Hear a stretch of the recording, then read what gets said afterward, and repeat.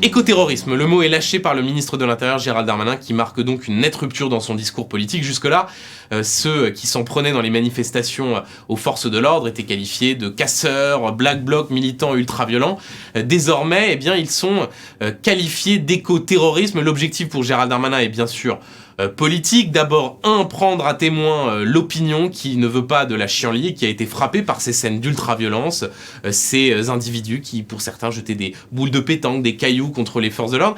Et puis, essayer de mettre dans l'embarras également une partie de la gauche qui a parfois un discours quelque peu ambigu quant au recours à la violence politique et à la désobéissance dans ce genre de situation. Au fond, Gérald Darmanin fait du Nicolas Sarkozy en espérant que ces mots, ces sorties créent la polémique, suscitent du débat, un petit peu comme lorsqu'il évoquait l'ensauvagement de la société en arrivant place Beauvau. Pour autant, Gérald Darmanin prend deux risques. Le premier, eh bien qu'il soit accusé en quelque sorte de jeter de l'huile sur le feu, d'utiliser une forme de radicalité verbale en réponse à ce qui se passe sur le terrain. Est-ce que le mot écoterrorisme est tout à fait adapté dans un pays notamment qui a été frappé plusieurs fois par le terrorisme islamiste? Et puis deuxième risque, celui de l'efficacité. Quand on parle d'écoterrorisme, il faut eh bien que les actes suivent, être implacable sur le terrain. Et si l'on était en quelque sorte un petit peu ironique, on rappellerait que les présumés écoterroristes, pour reprendre le mot de Gérald Darmanin, en 2018, à Notre-Dame-des-Landes, ceux-là même qui s'en prenaient aux forces de l'ordre, avaient obtenu gain de cause. Édouard Philippe et Emmanuel Macron décidant d'abandonner le projet de Notre-Dame-des-Landes, le ministre du budget à l'époque s'appelait Gérald Darmanin.